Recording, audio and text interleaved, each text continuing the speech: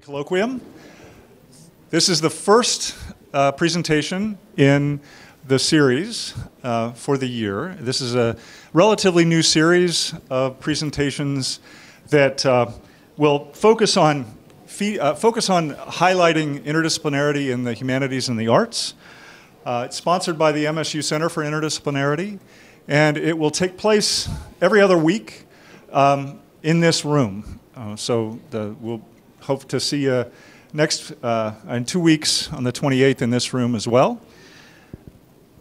I am Michael O'Rourke. I'm the interim director of the MSU Center for Interdisciplinarity. The Center for Interdisciplinarity is a relatively new research center that is primarily focused on enhancing the quality and distribution of interdisciplinarity that is conducted at Michigan State University. So we're seeking to maximize college and university strengths in interdisciplinarity, and also both interdisciplinary research and teaching, and also serve as a hub for facilitating interdisciplinary activity across campus. Going forward, what we hope to be able to do with the center is to facilitate national and international conversations about interdisciplinary humanities and arts. So that's our particular purview, is trying to think about how humanists and artists participate in interdisciplinary projects. Altogether, too often, the notion of interdisciplinarity is tied pretty closely to work in the sciences, so the science, technology, engineering, and mathematics disciplines, and also the health sciences. And from our perspective, this is both limited and limiting, and creates, I think, a blinkered approach to interdisciplinarity that ignores a lot of the really innovative, cutting-edge work done by humanists and artists in interdisciplinary combinations. The University Interdisciplinary Colloquium, this series, is really devoted to featuring this innovative work done by humanists and artists, often in combination with scientists and people from outside the university, but work that really highlights how the humanities and the arts can add significant value to the integration of disciplines. Today, our UIC presentation will be delivered by Dr. Kathleen Fitzpatrick. Dr. Fitzpatrick is Director of Digital Humanities and Professor of English at MSU.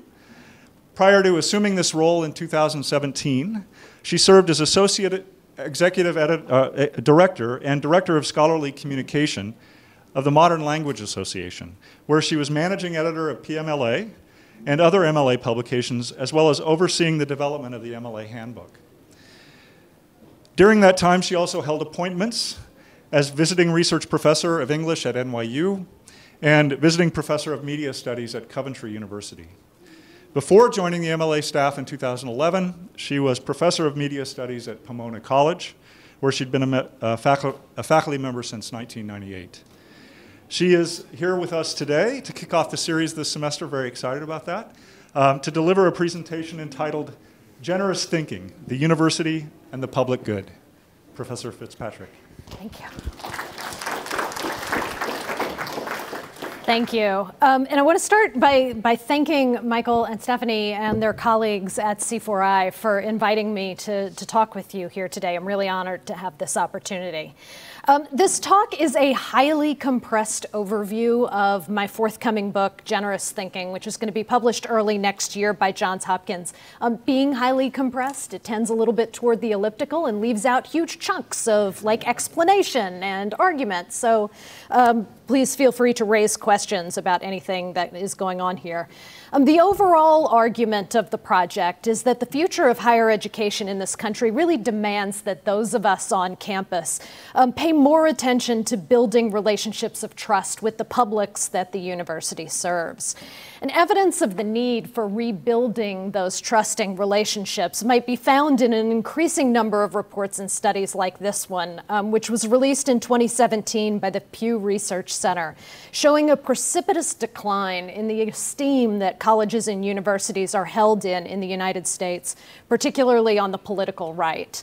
One frequent on-campus reaction to this kind of report, understandably, is to decry the rampant anti-intellectualism in contemporary culture, to turn inward, and to spend more time talking with those who understand us, meaning us. Right.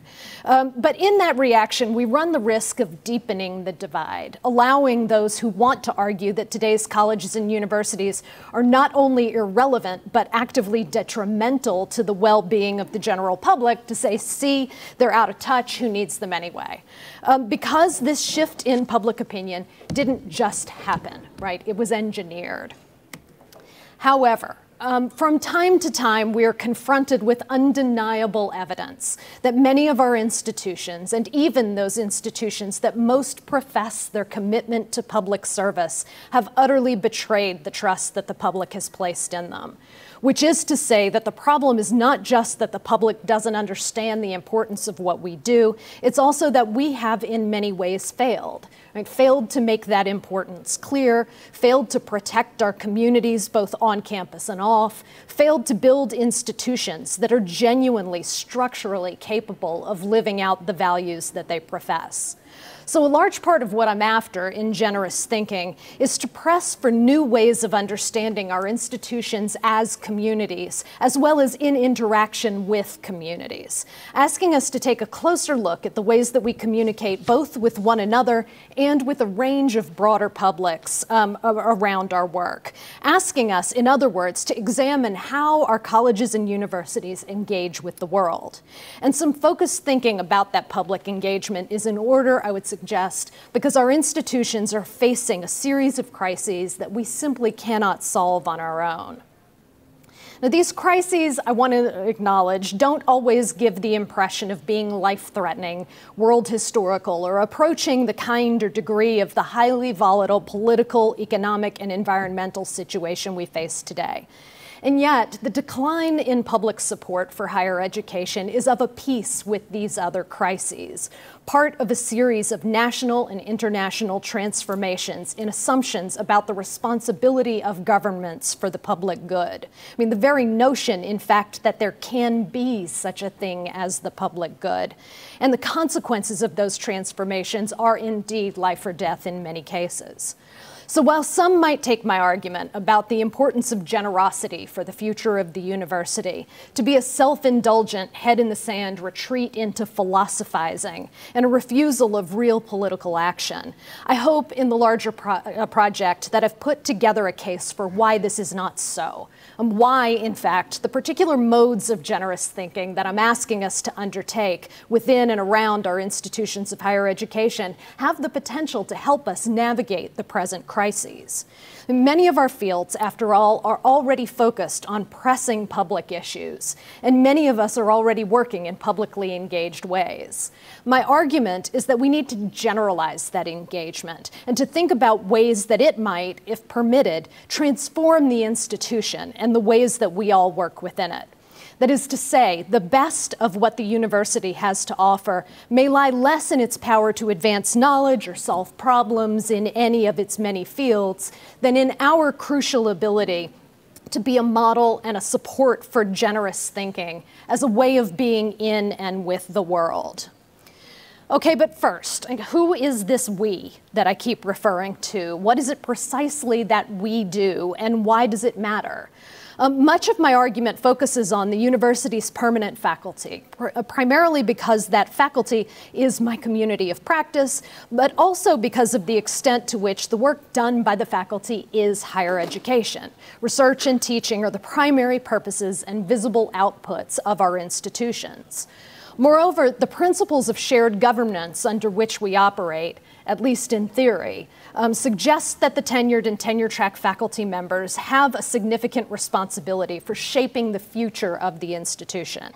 But I want to be careful with the ways that I deploy this we. As Helen Small has pointed out, the first-person plural is a rhetorical sleight of hand by which the concerns of the profession can be made to seem entirely congruent with those of the democratic polity as a whole.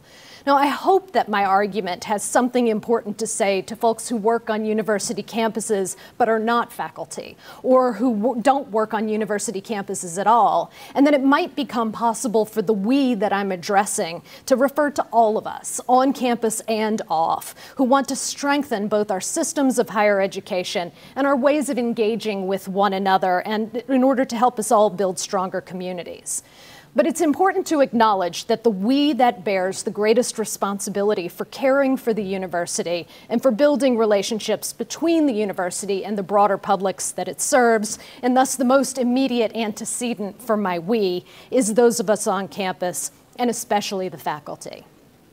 Now, every we implies a them, of course, and the ways we define and conceive of that them points to one of the primary problems of the contemporary university, and especially public universities in the US. These institutions were founded explicitly to serve the people of their states or regions or communities, and thus those publics should be understood as part of us. And yet, the borders of the campus have done more than define a space. They determine a sense of belonging as well, transforming everything off campus into them, right? A generalized other that at times gets imagined to be the audience for our performances, a passive group that takes in information that we provide. What might it mean if instead we understood them as a complex collection of communities, not just groups who interact with one another and with us, but groups of which we are in fact a part? How might this lead to a richer sense not just of them, but of the us that we might together form? We talk a lot, after all, about community on campus, both about community engagement and about the university itself as a community, but we don't talk a lot about what it is we mean when we invoke the concept. Miranda Joseph, in a brilliant book called Against the Romance of Community, explores the ways in which this concept gets mythologized, romanticized, and so comes to serve what she calls a supplementary role with respect to capitalism, filling its gaps and smoothing over its flaws in ways that permit the status quo to go on unopposed. The community in the singular, right, the community, also runs the risk of becoming a weapon, right, a disciplinary tool, a declaration of groupness that is designed to produce the us that inevitably suggests that them. So if we are able to understand community instead as multiple and multifarious, as shifting entities that serve strategic purposes, we might be able to think of community as an activity, right, as a process of solidarity, a process of coalition building. And this sense of solidarity is a key part of the university's recent past, right, one of the important elements of its history that's been undone by recent political shifts. As Roderick Ferguson has detailed, student-led calls for institutional transformation in the 1960s and 70s in many ways focused on the potential that the university held and ultimately failed to meet for connecting with the communities around it. Instead, our institutions have turned inward. They've become self-protective. They've looked away from the possibility of building solidarity with the publics that the university was meant to serve. So community in the strategic sense is and has been the university's weakness when it should have been its strength. If we're to save our institutions from the relentless economic and political forces that threaten to undo them, we need to begin to understand our campus as a site where new kinds of communities and new kinds of solidarities can be built. But in building those relationships, we have to contend with the fact that what we actually do on our campuses is often a mystery, and indeed a site of profound misunderstanding for people outside the academic profession, and at times even for one another on different parts of campus. One of the key areas of misunderstanding, and one that most needs opening up, is the fundamental purpose of higher education. Public figures such as politicians increasingly discuss colleges and universities as sites of workforce preparation. making it seem as if the provision of career-enhancing credentials were the sole purpose for which our institutions exist, and as if everything else that they do that does not lead directly to economic growth were a misappropriation of resources. Now, those of us who work on campus understand our institutions not as credentialing agencies, but as sites of broad-based education, right? A liberal education in the original sense of the term.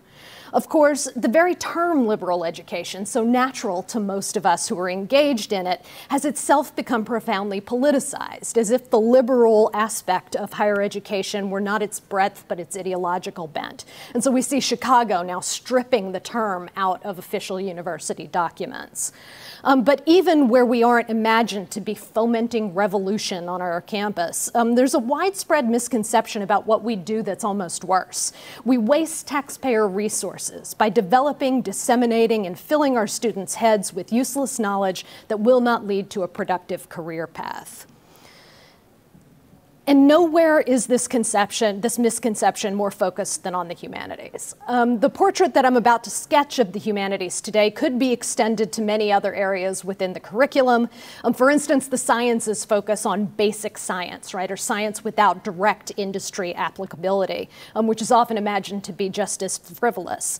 But the humanities, right, the study of literature, history, art, philosophy, and other forms of culture are in certain ways both the core and the limit case of the liberal arts. The humanities cultivate an inquisitive mindset. They teach key skills of reading and interpretation, and they focus on writing in ways that can prepare a student to learn absolutely anything over the course of their lives. And yet these are the fields around which no end of hilarious jokes about what a student might actually do with that degree have been constructed. The answer, of course, is absolutely anything, right? And as a recent report from the American Academy of Arts and Sciences makes clear, not only do humanities majors wind up gainfully employed, but they also wind up happy. But I digress. The key thing to note is that the humanities serve as a bellwether of sorts, right? What has been happening to them is happening to higher education in general, if a little more slowly. So while I focus a bit on the kinds of arguments that are being made about the humanities in our culture today, it doesn't take too much of a stretch to imagine them being made about sociology, or about physics, or about any other field on campus that isn't named after a specific well-paying career. The humanities, in any case, have long been lauded as providing students with a rich set of interpretive, critical, and ethical skills with which they can engage the world around them. These skills are increasingly necessary in today's hyper-mediated, globalized, conflict-filled world, and yet many humanities departments feel themselves increasingly marginalized within their own institutions. And this marginalization is related, if not directly attributable, to the degree to which students, parents, administrators, trustees, politicians, the media, and the public at large have been led in a self-reinforcing cycle to believe that the skills that these fields provide are useless in the current economic environment. Right? Someone particularly visible makes a publicly disparaging remark about all those English majors working at Starbucks. Commentators reinforce the sense that humanities majors are worth less than pre-professional degrees. Parents strongly encourage their students to turn toward pragmatic fields that seem somehow to define a job. Administrators note a decline in humanities majors and cut budgets and positions. The jobs crisis for humanities PhDs worsens. Someone particularly visible makes a publicly disparaging remark about what all those adjuncts were planning on doing with humanities PhDs anyway, and the whole thing intensifies. Right? In many institutions, this draining away of majors and faculty and resources has reduced the humanities to a means of ensuring that students studying to become engineers and bankers are reminded of the human ends of their work. And that is not a terrible thing in and of itself. It's just not a sufficient ground on which humanities fields can do their best work on behalf of the institution. And while this kind of cyclical crisis has not manifested to anything like the same degree in the sciences, there are early indications that it's spreading in that direction. Where once the world at large seemed mostly to understand that scientific research and the kinds of study that support it are crucial to the general advancement of knowledge, recent shifts in funder policies and priorities suggest a growing scrutiny of that work's economic rather than educational impact, as well as a growing restriction on research areas that have been heavily politicized. And the humanities here again may well be the canary in the higher education coal mine. And for that reason, I think it's really crucial that we pay attention to what's happened in those fields, and particularly to the things that haven't worked as the humanities have attempted to remedy the situation. Now, one of the things that hasn't worked is the impassioned plea on behalf of humanities fields, a welter of defenses of the humanities from both inside and outside the academy have been published in recent years, each of which has seemed slightly more defensive than the last, and none of which has had the desired impact. Calls to save the humanities issued by public figures have frequently left scholars annoyed, as they often begin with a somewhat retrograde sense of what we do and why, and thus frequently give the sense of trying to save the fields from us. One might see, for instance, a column that was published in 2016 by the former chairman of the NEH, Bruce Cole, entitled "What's Wrong with the Humanities?", which begins memorably, "Let's face it, too many humanities scholars are alienating students and the public with their opacity, triviality, and irrelevance." But perhaps even worse is the degree to which humanities professors themselves, right, those one would think best positioned to make the case on behalf of our fields, have failed to find traction with those arguments. And as the unsuccessful defenses proliferate, the public view of the humanities becomes all the worse, leading Simon During to grumble that whatever things the humanities do well, it is beginning to look as if promoting themselves is not among them. Now, and maybe we like it that way, right, as we're often the ones who take issue with our own defenses of our own fields and bitterly disagreeing about them. But this may be a good moment for us to stop and consider what it is that the humanities do well. I mean, what it is that the humanities are for. And I'm going to start with a basic definition of the humanities as a cluster of fields that focus on the careful study and analysis of cultures. Careful study and analysis of cultures and their many modes of thought and forms of representation, writing, music, art, media, and so on, as they've developed and moved through time and across geographical boundaries, growing out of and adding to our senses of who we are as individuals, as groups, and as nations. So the humanities are interested then in the ways that representations work, in the relationships between representations and social structures, in all the ways that human ideas and their expression shape and are shaped by human culture. And in this definition, we might begin to see the possibility that studying literature or history or art or film or philosophy might not be solely about the object itself, but instead about a way of engaging with the world. In the process, we develop the ability to read and interpret what we see and hear, the insight to understand the multiple layers of what's being communicated and why, and the capacity to put together for ourselves an appropriate, thoughtful contribution. Now, the first thing to note about this definition is that I'm certain that many of the humanities scholars who read it or hear it are going to disagree with it. They will have nuances and correctives to offer, and it's important to understand that this disagreement doesn't necessarily mean that my definition is wrong, but nor do I mean that the nuances and correctives presented would be wrong. Rather, that form of disagreement is at the heart of how we do what we do. Right? We hear one another's interpretations of texts, of performances, of historical events, and we push back against them. We advance the work in our field through disagreement and revision. This agonistic approach, however, is both a strength of the humanities and, by extension, of the university in general, and its Achilles heel, a thought to which I'll come back shortly. For the moment, though, back to Simon During and his sense that the humanities are terrible at self-promotion. During's complaint, which was levied at the essays that are included in Peter Brooks and Hilary Jewett's volume, The Humanities and Public Life, is largely that in the act of self-defense, humanities scholars leave behind doing what they do and instead turn to sermonizing, his word, about the value of what they do. He argues that part of the problem is the assumption that the humanities as we practice them ought to have a public life in the first place.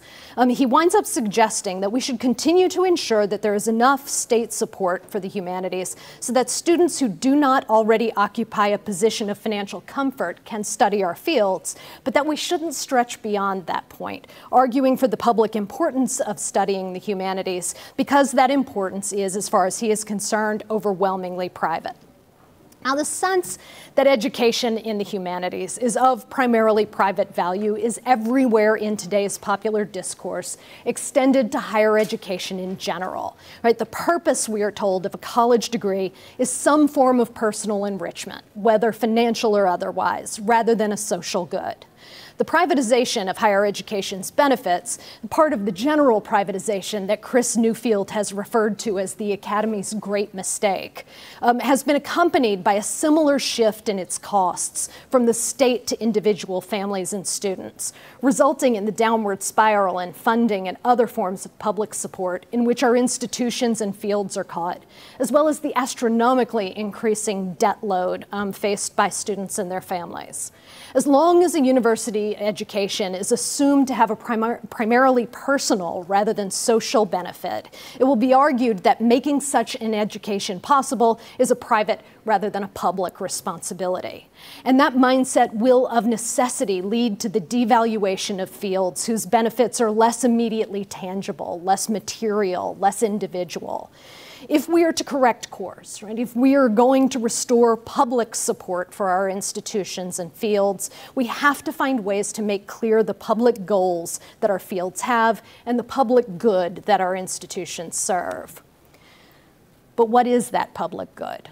We don't do a terribly good job of articulating these things. This is where Simon During is, in fact, right. In fact, despite the role that so many of us have as professors, we often seem to have a hard time professing, right? Describing what we do and arguing on behalf of the values that sustain our work.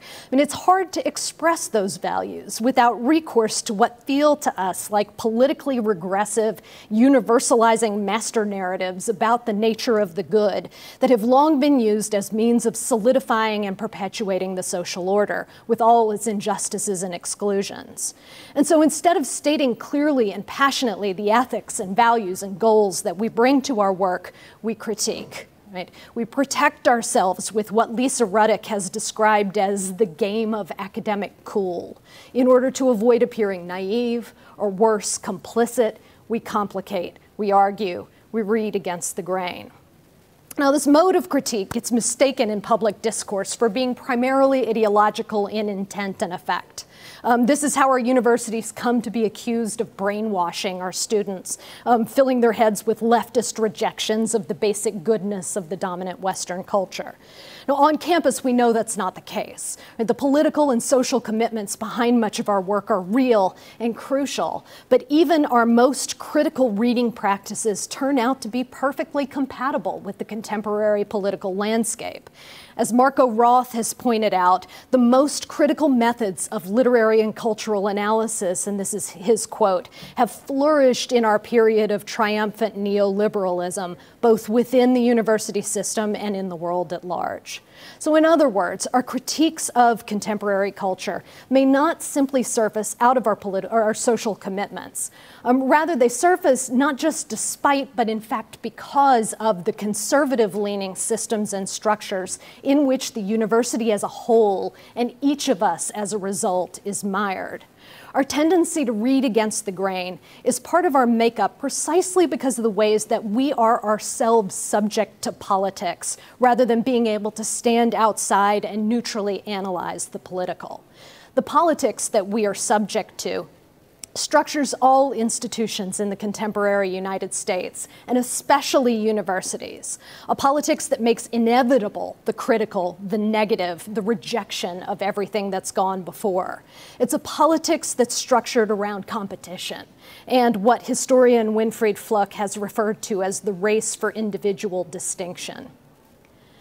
Now, however much we might reject individualism as part and parcel of the neoliberal mainstream, our working lives, on campus and off, are overdetermined by it.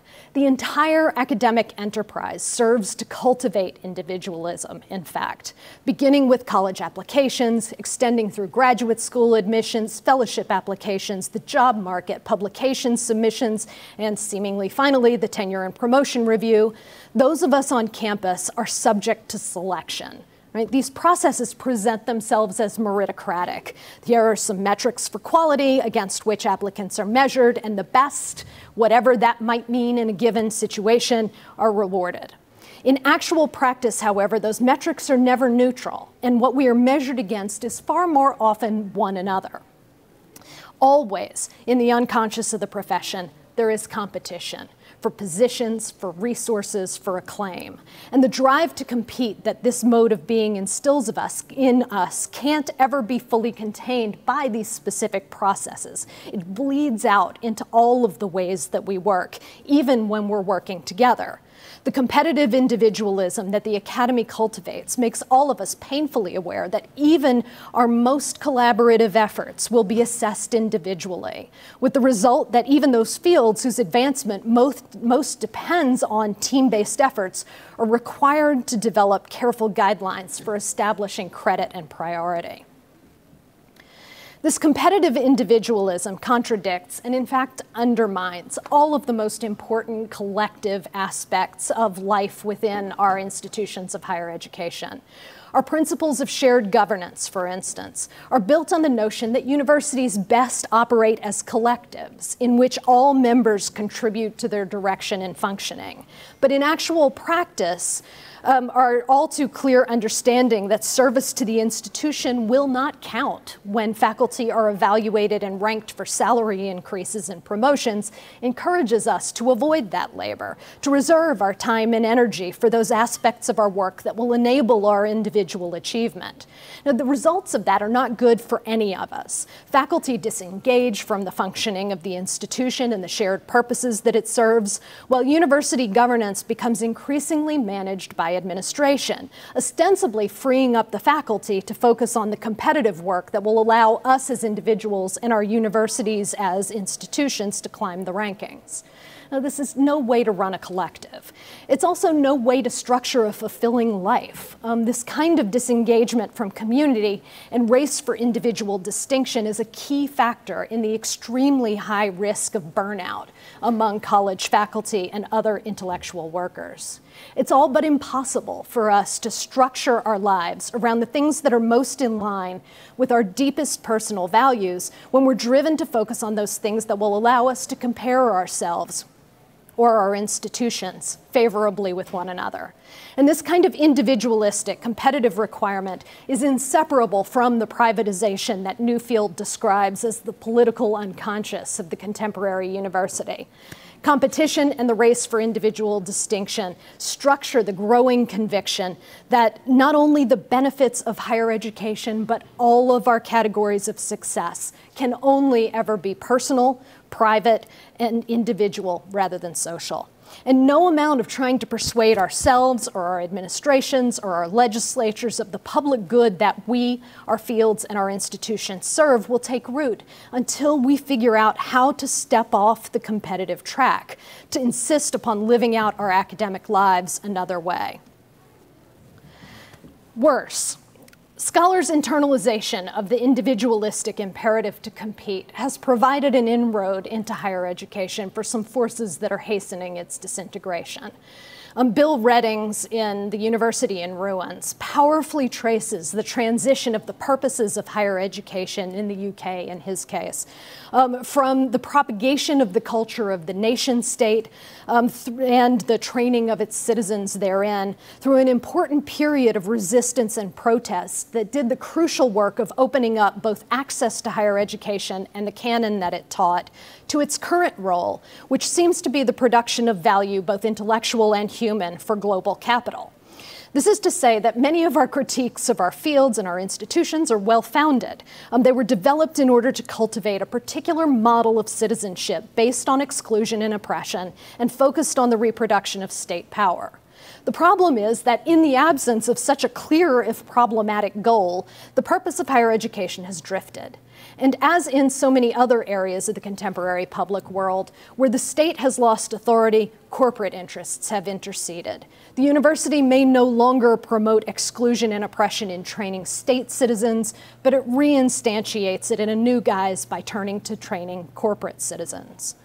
Even worse, rejecting or critiquing that purpose is simply not working, right? Not only is capital extraordinarily able to absorb all of the critique and marginalize those who make it, but our inability to stop competing with one another ensures that our critique is contained within the forces of the market that we all serve. So perhaps we might have reached, as both Bruno Latour and Rita Felsky suggest in different venues, the limits of critique. Right? Perhaps we might need to adopt a new mode of approach in order to make a dent in the systems that hem us in. Now, this is not to say that I'm rejecting critique or critical thinking at all. Critical thinking is at the heart of what scholars do. Not only would we be justified in rejecting any suggestion that we abandon it or abandon the commitments that underwrite it in favor of an approach that might be more friendly, but we'd also be well within reason if we were to point out that the critique of critique is still critique, that it makes use of criticism's negative mode in the very act of negating it. Moreover, the critique of critique is too often driven either by a disdain for difficulty or by a rejection of the political in scholarly work.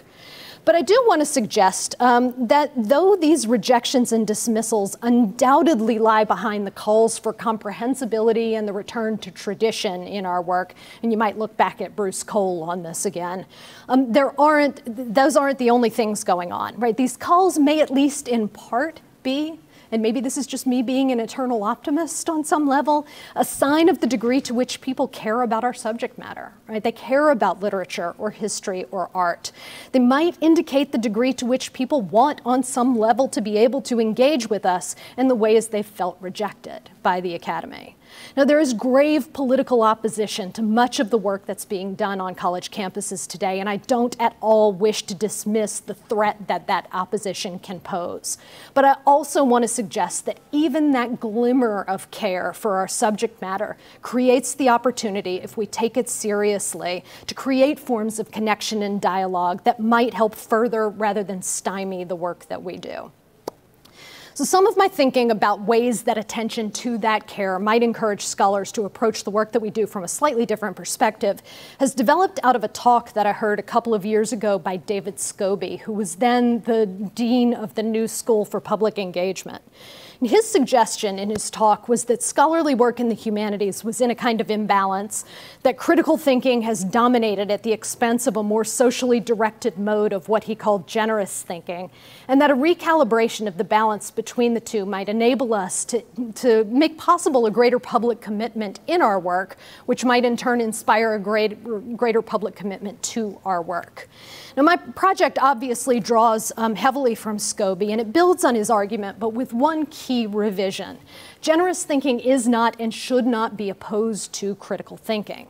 In fact, the two should be fully aligned, and my hope is to guide us toward modes of working that allow us to more fruitfully connect the generous and the critical in scholarly work. Rather, the dark opposite of generous thinking, that which has in fact created an imbalance in scholarly work, is competitive thinking, right? Thinking that is compelled by what sociologist and economist Thorstein Veblen called invidious comparison, or what Fluke refers to as the race for professional distinction. It's the competitive that has undermined the capacity for coalition building, both within our campuses and between our campuses and the broader public. Entirely new discussions, new relationships, new projects might be possible if our critical thinking practices refused competition and were instead grounded in generosity. Okay, so what is it I mean when I talk about generosity in this context? The book spends a lot more time exploring this question, obviously, but for the moment, what I'm hoping to develop in myself most of all is a generosity of mind, right? An openness to possibility. And that openness begins for me by trying to develop a listening presence in the world, which is to say a conversational disposition that's not merely waiting for my next opportunity to speak, but is instead really focused on what's being said, beginning from the assumption that in any given exchange, I probably have less to teach than I have to learn. Generous thinking also means working to think with rather than against, whether the objects of those prepositions are people or ideas. It means starting an encounter with a text or an idea with yes rather than no, with and rather than but. Yes and creates the possibility for genuine dialogue, I think, not only among academic colleagues, but with our objects of study, with our predecessors, and with the many potential publics that surround us. But yes and requires us to step away from competition, from the race for professional distinction. When we allow ourselves to linger in yes and, we create the possibility of working together to build something entirely new. This mode of generous thinking is already instantiated in many projects that focus on fostering public engagement in and through the work that's being done in colleges and universities. And public projects like these are well established on lots of campuses around the country and in many fields across the curriculum. But one key aspect of understanding generosity as the ground from which the work of the university can and should grow is the requirement that all of us take these public projects just as seriously as we do the more traditional forms of scholarly work that circulate amongst ourselves. Scholars working in public history, for instance, have some really important stories to tell about the difficulties they've faced in getting work in that field appropriately evaluated and credited as scholarship. And just a few years ago, after a talk in which a well-respected senior member of the MLA discussed the expanding possibilities for careers in the public humanities, I overheard a senior scholar say with some bemusement, "I take the point, but I don't think it works in all fields. I mean, there's long been a public history, but can you imagine a public literary criticism?" And his interlocutor chortled bemusedly, right? The very idea. But the world has long been filled with public literary criticism, from public reading projects to book reviews to fan production. These are modes of literary work that reach out to non-specialist audiences and draw them into the kinds of interpretation and analysis that we profess. Resistance to taking these kinds of projects as seriously as the work that we do for one another, according them the same kinds of credit and prestige as traditional publications, speaks to one of two things. First, our anxieties, and they are very real, about deprofessionalization. And second, to our continued, and I would order profoundly misguided, division and ordering of the various categories in which academic labor is committed and ranked, with a completely distinct category called service almost inevitably coming a distant third behind research and teaching. Grounding our work in a spirit of generosity might lead us to erase some of the boundaries between the work that faculty do to support the engagements of readers and instructors both inside and outside the academy, and then that work that we consider to be genuinely scholarly. A proper valuation of public engagement in scholarly life will require a systematic rethinking of the role that prestige plays in the academic reward system. And this, as I discuss in a late part of the book, is no small task. But it is, however, crucial to a renewed understanding of the relationship between the university and the public good. Similarly, grounding our work in generous thinking might not only encourage us to adopt a position of greater openness to dialogue with our communities, it might not only foster projects that are more publicly engaged, but it also might lead us to place a greater emphasis on and attribute a greater value to collaboration in academic life. And it might encourage us to support and value various means of working in the open, of sharing our writing at earlier stages in the process of its development, and of making the results of our research more readily accessible to and usable by more readers. Scholarly work often presupposes a deep knowledge of a subject, not just on the part of the speaker, but of the listener as well. And at its most competitive, it can forbid engagement by all but a select few. Generous, generative modes of critical thinking might invite others into our discussions as they develop, right? Really bringing them along in the process of discovery. But I want to acknowledge that adopting a mode of generous thinking is a task that's simultaneously extremely difficult and easily dismissible. I mean, we're used to finding smart things that are hard. Right? The kinds of listening and openness for which I'm advocating may well be taken as acceding to a form of cultural naivete at best, or worse, a politically regressive knuckling under to the pressures of contemporary ideologies and institutions. I mean, this is the sense in which Rita Felsky suggests that scholars have internalized the assumption that whatever is not critical must therefore be uncritical. Felsky posits that the critical is not a project but a mood, one to which we have limited ourselves at great cost. Now, I would reorient her argument to focus not on the critical as the dominant mode of our work, but instead the competitive, the costs of which are astronomical, not just to each individual scholar in setting a course towards stress-related burnout, but to scholars collectively in undermining our ability to understand ourselves as a community, right? One that is capable of disagreeing profoundly and yet still coming together in solidarity to argue for our collective interests. What might become possible if we were to retain the social commitment that motivates our critical work while stepping off the field of competition, opening our work to its many kinds of potential connections and conversations? Well, such an opening would require us to place ourselves in a new relation to our objects of study and their many audiences. We would need to be prepared to listen to what they have to tell us, to ask more questions that are designed to elicit more about their interests than ours. I mean, that is to say, we would need to open ourselves to the possibility that our ideas might turn out to be wrong. This, it might not surprise to hear you, is an alarming possibility, not just for scholars, but for most human beings, in fact, to countenance.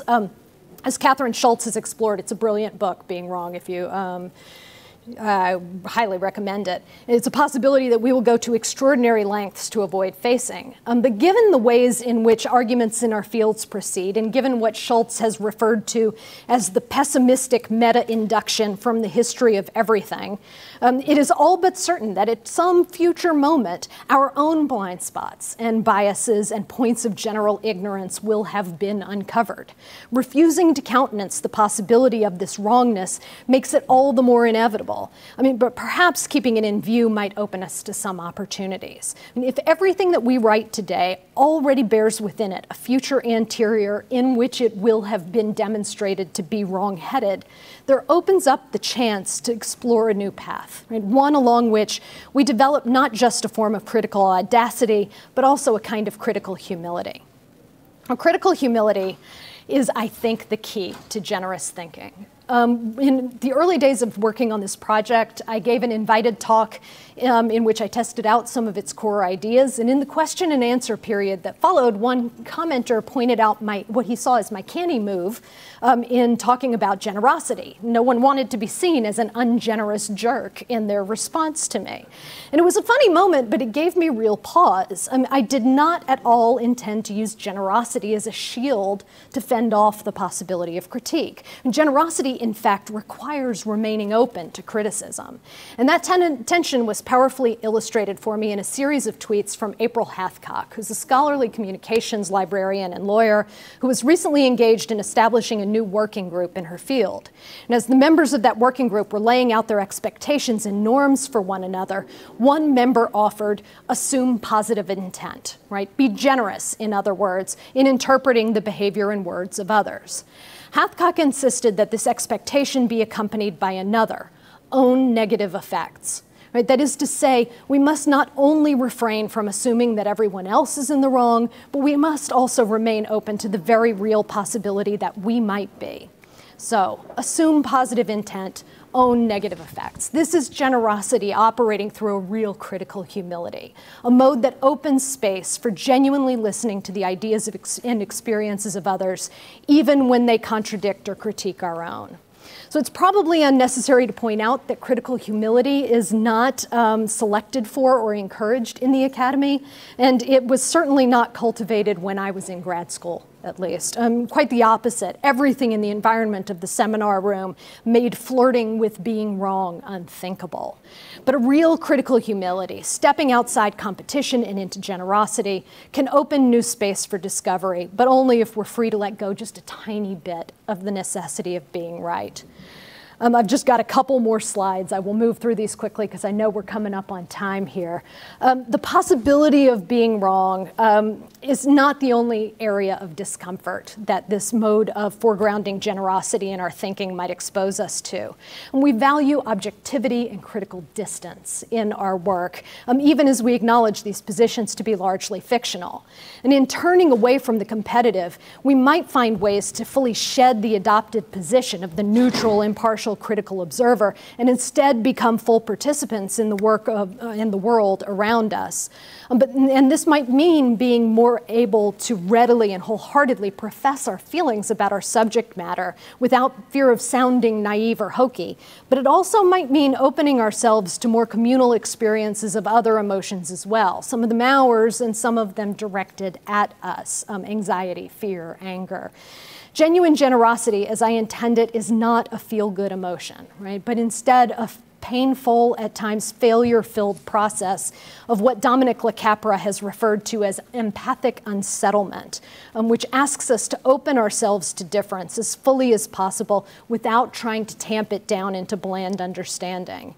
And this kind of ethical engagement, I think, can be a hallmark of the university if we open ourselves and our institutions to the opportunities that genuinely being in community might create. I am running out of time, so I'm going to have to skip over my slide on deprofessionalization, but ask me about it in the question period if you would like to know more. It is a threat. But what I want to focus on is a series, I mean, there's a flurry, really, of questions that should be taken as genuinely open rather than purely rhetorical. I mean, what would be possible if the university's values and commitments made it possible for those of us who work on campus to develop a new understanding of how expertise is structured and how it functions, right? An understanding focused just a bit less on individual achievement or invidious distinction. What if the expertise that the university cultivated were at its root connected to building forms of collectivity, solidarity, and community, both on campus and off? What if the communities around campus were invited to be part of these processes? How might we work together to break down the us and them divide between campus and public and instead create a richer, more complex sense of the connections among all of us? What kinds of public support for institutions of higher education might we be able to generate if we were able to argue that community-oriented projects exist in consonance with the work that scholars do in the classroom or in professional forms of writing, and that institutions must therefore value participation in those projects appropriately?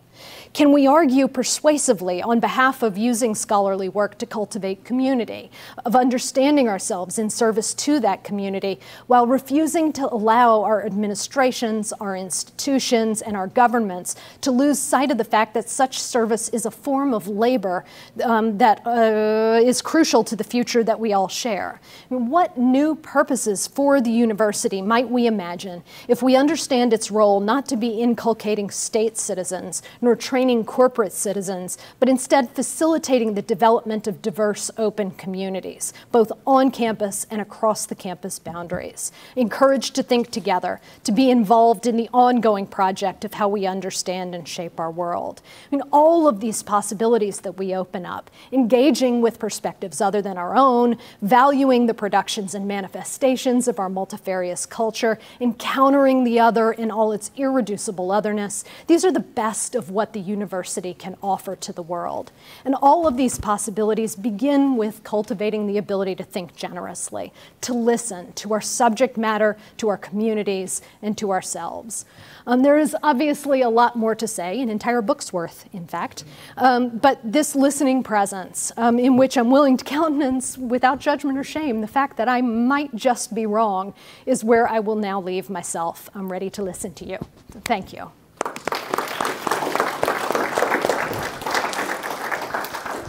I've been asked to distribute this to folks who might like to ask questions. So. Hi, thanks so much. Thank I you. really enjoyed it, and I love the openness and community aspect of it. It's something I try and do in my own scholarship. But I was wondering exactly how radical you see your proposal being. I mean, read one way, it's like we as scholars should engage communities more, have an open mind, not be so competitive. And that seems like, great advice for people interested in interdisciplinarity. But then there's this other side that might be like, let's engage with the community and have them set our agenda. Have them tell us what we should be studying. Let's engage with them deeply. And this, for many scholars, is going to take off the table why they are scholars. Because, reading Austen is probably not going to be something that many communities are like, yeah, that's what I wanted. That's what I want you to do. Or, looking at Plato, and you could have a very radically different academy based on that, and that doesn't look like a defense of the humanities, for example. That looks like actually a non-justification of the humanities and an exclusion of many of them. Yeah. So where do you fit on this spectrum? So I think it's really interesting that you brought up Austen as the example in the literature context, because in fact there is, needless to say, an enormous audience out there for reading Jane Austen, and a quite obsessive one, and one that really does want to engage. I mean, where I... It might not be on the Upper Peninsula of Michigan. It might not be in Alabama. You might be surprised, is part of my point is that we really don't know. We assume that the people out there aren't interested in what we are. And yet I've been in many reading groups where I've discovered that, I was doing David Foster Wallace stuff for a while there and was tracking David Foster Wallace fan communities and discovering that these folks were not just reading the novels or the essays or what have you, they were reading all the scholarship too. I mean, they were really keeping up with everything that was going on, and just because they cared about it.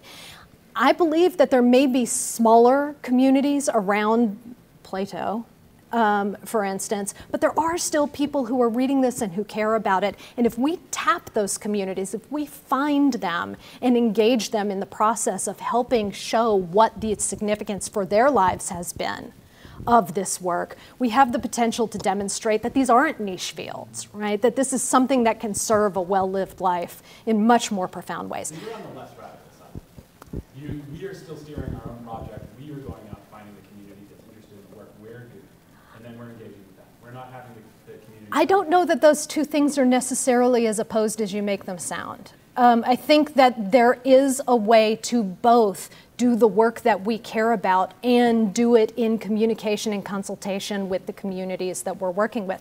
I mean, already, at least in theory, our curricular offerings are responding to what our students need to be studying rather than necessarily what we want to be teaching. And so there's already ways in which we are thinking about where communities are. I'm just thinking about how we generalize this. In terms of the, how radical is this project, I honestly think that even small changes in how we engage with community require really significant institutional transformation that's going to be extremely difficult. I was at a workshop a couple of years ago that had a keynote. It was on, open access, public scholarship, and other sorts of publishing issues. And the keynote was by a provost at one of the UC schools, who was talking about how his campus had rededicated itself to the public service, right? That they recognized that this is what the UCs were all about, and that they were going to absolutely make sure that this was, right out front. So they were really interested in open access and getting the work of the faculty out to more people, et cetera, et cetera. And everything was just idealistic and wonderful right up until somebody brought up promotion and tenure. And it was like somebody shut the lights off. And he said, well, we have to make sure that the faculty are publishing in appropriate venues so that we know it's been properly evaluated. And it was just exactly the line that we've been hearing all along on all of this. So what would it be for a campus like that one or like this one to convene the entire community from the provost on down and say, we are going to revise all of our promotion and tenure policies to really look at public service first and foremost, in research, in teaching, in outreach, in everything, to ensure that everything we're doing has that public service aspect at its core, that is our mission, that's what we're here for, that's what we're supposed to be doing. And I asked him this question, and he said, well, any institution that did that would immediately lose competitiveness within its cohort. And he's completely right. It's absolutely true. That would happen. But maybe that needs to happen. So anyway, I mean, I think it is a more radical project than it may sound. I'm sorry I'm talking too much. Question? Thank you so much. It's great to have a fellow English professor here. Your talk was very inspiring. I just want to share with the audience, I came from India as a student. The first thing I learned about American life is how competitive it is. It was something that I was not raised with. And it's so central. So I loved your central critique of that. And I'm more optimistic that we can build collaborations. We start with individuals. I always tell my graduate students, don't be competitive. And I think that's the thing. If we start thinking everything is not a competition, we can get people to read anything. And I think just to address you, I think we need to reclaim the word intellectual as not a bad word. Because I think intellectuals are critiqued all the time very wrongly. Yeah. So we embrace intellectualism to share with the public. So I just wanted to, and if you can give us some ideas of how we can collaborate more. Yeah. Just your thoughts. Those are really, really interesting questions. I mean, just on that last thought about reclaiming the word intellectual, I think we do need to reclaim this, but I also think we need to think really hard about how it is we use that term, because there are a whole lot of things that we exclude from the realm of the intellectual that causes a whole lot of people out there to go, well, clearly they don't mean me. So if they don't mean me, I must be opposed to the intellectual. I mean, I think we inadvertently engender a lot of anti-intellectualism by the restrictions in how we define it. So I would really love to see us engaged in more kinds of, interdisciplinary kinds of collaborations, but also cross-campus collaborations of kinds that are really structurally difficult right now. There are, for instance, a couple of collaborations that I have been either on the edges of or trying to work with that are looking at developing new technologies for instance, libraries that will help support those libraries in some of their technology needs. No one library can develop that technology on its own. Nobody can afford to develop it. Nobody can afford to support it. But libraries working together can do it.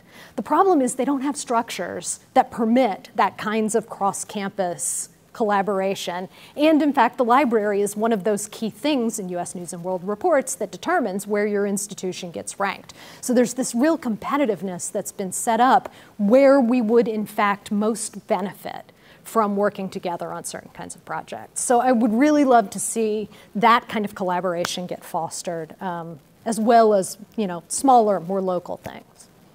I think we're out of time. So if you have a question for Dr. I am here. Please go up and talk with her. Thank you. Let's